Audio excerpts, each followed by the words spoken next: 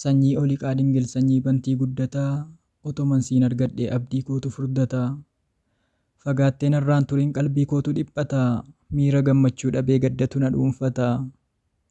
Fagaattee narraan turiin achi buttee beellamaa, abdii si maleen qabu qalbii kootu eelamaa.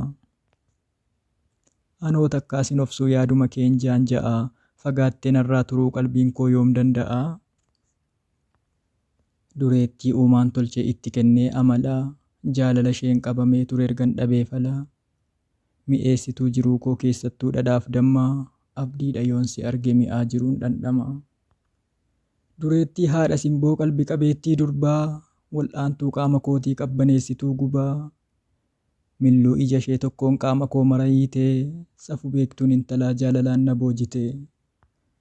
Shakkiin hin jiraatin anas ta'ee si biraa, maraafuu hin yaadini ajiibuun kee siif jira.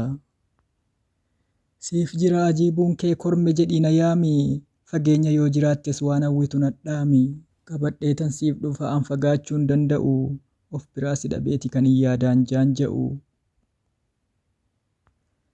Kana kaayaa xayyiba, maqaas moggaasa toltee, amala keen boojitee qalbii koo mara gooltee.